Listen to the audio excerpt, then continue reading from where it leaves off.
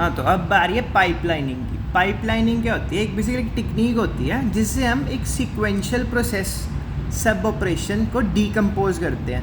एक sequential process क्या होता है? जो एक के बाद एक के बाद एक के बाद एक सीक्वेंस में चलता है, उसे डीकम्पोज उसे छोटे छोटे टुकड़ों में डिवाइड करते हैं, विद ईच सब process being executed in a special dedicated segment that operates concurrently with all other segments. मतलब एक सीक्वेंशियल प्रोग्राम को छोटे छोटे ऑपरेशन में डिवाइड कर देते हैं, और वो जो छोटे छोटे ऑपरेशन हैं ना जिनमें हमने डिवाइड किया है, वो एक स्पेशल सेगमेंट में एग्जीक्यूट होते हैं। स्पेशल सेगमेंट में एग्जीक्यूट किस तरह होते हैं कि कंकरेंटली, मतलब एक के सारे के सारे इकट्ठे ही एक साथ ही वो होते हैं, एग्जीक्यूट होते हैं। मतलब एक बड़ा प्रोग्राम लिया, उसे छोटे छोटे टुकड़ों में डिवाइड किया, एंड वो टुकड़े सारे के सारे इकट्ठे एग्जीक्यूट हो रहे हैं। ठीक है, इसका डेफिनेशन ये है पाइपलाइनिंग की। अब pipeline can be visualized as a collection of processing statements through binary information flows. Pipeline can be visualize as collection of processing statement through binary information flows. एक बाइनरी इन्फॉर्मेशन जो है ना तेरी, जैसे 2+2 का एक कोई होता है, उसका रिजल्ट क्या हुआ? एक बाइनरी इन्फॉर्मेशन जो रजिस्टर में स्टोर होगी। कोई 5×2 का आंसर क्या है? वो बाइनरी इन्फॉर्मेशन स्टोर होएगी रजिस्टर में। उसकी कलेक्शन एक जब होएगी ना, सारे रिजल्ट्स की सारी बाइनरी इन्फॉर्मेशन फ्लो की कलेक्शन को हम एक पाइपलाइन कहते हैं। ठीक है, each segment performs partial processing dedicated by the way the task is partitioned. Each segment performs, ma'am की हैंडराइटिंग बहुत ज़्यादा गंदी है। Each segment performs partial processing dedicated by the way the task is partitioned. मतलब उस task को हमने छोटे छोटे टुकड़े करने थे ना, अब किस तरह से वो टुकड़े हुए हैं उसके ऊपर डिपेंड करता है कि कौन कौन से उसके ऊपर ऑपरेशंस होंगे, कैसे वो टास्क प्रोसेस करेगी। अब मैं फिर से एक बार समझाता हूँ कि एक सीक्वेंशियल प्रोसेस जो है, जो एक के बाद एक के बाद एक के बाद एक होता है, उसे हमने लिया, उसे छोटे छोटे पार्ट्स में सब ऑपरेशंस में डिवाइड किया। किस तरह से डिवाइड किया है कि वो सब ऑपरेशंस है ना, जो वो सारे के सारे एक साथ ही कंकरेंटली सारे ऑपरेशंस परफॉर्म होंगे। ठीक है, अब पाइपलाइन को हम विजुअलाइज कैसे कर सकते हैं? जब बाइनरी इंफॉर्मेशन फ्लो होती है ना, उसको उस सब की कलेक्शन की तरह एक उसे विजुअलाइज कर सकते हैं पाइपलाइन को। ठीक है, और हर एक सेगमेंट है वो कैसे टास्क परफॉर्म कर रहा है, उसको ऐसे परफॉर्म कर रहा है कि जिस बेसिस पे उसे डिवाइड किया हमने। ठीक है, जिस बेसिस पे डिवाइड किया उस बेसिस पे वो पार्शियल प्रोसेसिंग परफॉर्म हो रही है उस पार्टीशन पे। ठीक है, the result obtained from the computation in each segment is transferred to the next segment in the pipeline. अब जो रिज़ल्ट आएगा ना तेरे पास, 2+3 का कुछ रिज़ल्ट आया तेरे पास रिज़ल्ट आया 5, तो उस 5 को तूने नेक्स्ट सेगमेंट में पास कर देना। ये है इसका मतलब। The result obtained from the computation of each segment, मतलब 2+3 का जो भी रिजल्ट आया, is transfer to the next segment in the pipeline. उसे उठा के 5 को नेक्स्ट सेगमेंट में हमने भेज देना। उस 5 पे फर्दर ऑपरेशन परफॉर्म होगा, फिर 5 के साथ कुछ प्लस होगा, उसे उठा के रिजल्ट को हमने नेक्स्ट सेगमेंट में भेज देना, उस पर कुछ ऑपरेशन परफॉर्म होगा। ठीक है, अभी ये हम डायग्राम से बहुत ज़्यादा अच्छी तरह से समझेंगे। ठीक है, the final result is obtained after all the data has pass through all the segments. ठीक है, अभी ये देख, मतलब क्या है इसका, R1 और R2 को हमने किस में पास कराया? R3 में पास करा दिया मल्टीप्लाई करवा के। अब R3 को हमने R5 में पास करवा दिया मल्टीप्लाई करवा के R4 के साथ। तो ऐसे ही इन सब का जब सारा का सारा पास हो के फाइनल में आ जाएंगे ना, वो तेरा रिजल्ट आ जाएगा। ठीक है, हाँ, the result obtained from the computation of in each segment is transfer to the next segment. जैसे R1 R2 का हमने R3 में करवा दिया था, R3 R4 का R5 में करवा दिया था। The final result is obtained after the data has pass through all the segments. जो R5 था ना हमारा, जो R5 है वो हर एक सेगमेंट से पास हो गया हुआ है ना, तो R5 तेरा क्या है? Final result. ठीक है, pass through the name pipeline. अब पाइपलाइन का मतलब क्या होता है? A flow of information analogous to an industrial assembly line. Analogous मतलब उसके जैसा, उससे कंपेयर कर सकते हैं. मतलब पाइपलाइन का मतलब एक जो तेरी पाइप होती है ना, उसमें वाटर फ्लो करता है, उसी की तरह इसे हम समझ सकते हैं पाइपलाइन को. ठीक है. It is characteristic of pipelines that several computations can be in progress in distinct segments at the same time. Parallel processing क्या होती है? Several computations जो हैं इकट्ठे ही सेम टाइम पे परफॉर्म हो रही हैं. अब ये जो पाइपलाइन का कैरेक्टरिस्टिक है वो यही है कि several computation can be performed processed in a distinct segment at the same time. Basically जो पाइपलाइन है तेरी वो पैरेलल प्रोसेसिंग ही करवा रही है. एक पैरेलल प्रोसेसिंग की टाइप ही है पाइपलाइन, ये बताया है इसमें. ठीक है. The overlapping of computation is made possibly by associating a register which each segment in the pipeline. अब ये पाइपलाइनिंग करते कैसे हैं? बेसिकली एक रजिस्टर होगा तेरे पास, उस रजिस्टर के साथ तेरा क्या जुड़ा होएगा? एक कॉम्बिनेशनल सर्किट. ठीक है. हर रजिस्टर के साथ तेरा एक कॉम्बिनेशनल सर्किट जुड़ा होएगा. रजिस्टर में तेरी स्टोर होगी इन्फॉर्मेशन, मतलब तेरा डेटा, मतलब किस चीज़ पे तूने ऑपरेशन परफॉर्म करना है एंड कौन सा ऑपरेशन परफॉर्म करना है वो तेरा स्टोर होगा कॉम्बिनेशनल सर्किट के थ्रू.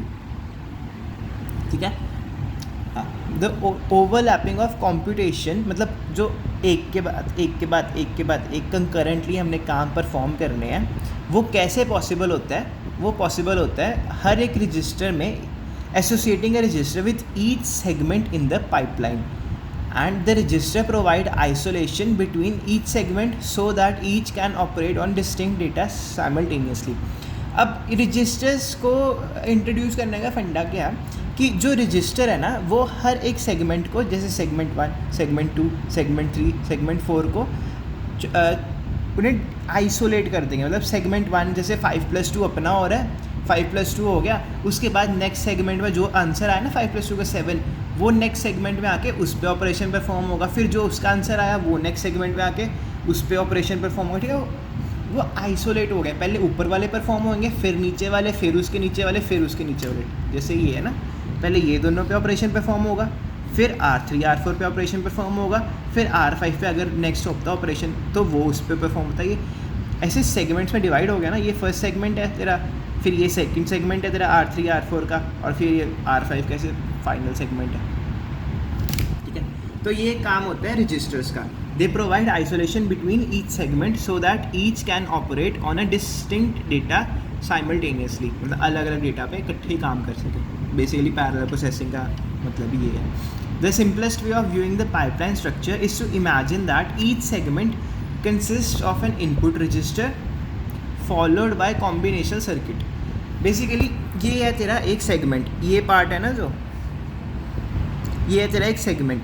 इसमें सेगमेंट में क्या है तेरे पास है? एक information register, instruction consist of an input register है, और फिर उस इनपुट रजिस्टर पे हमने स्टोर किया डेटा. जैसे R1 में 5 स्टोर्ड है, R2 में 3 स्टोर्ड है, और फिर हमने उन्हें क्या कराया? कॉम्बिनेशनल सर्किट के थ्रू उन पे ऑपरेशन परफॉर्म कराया.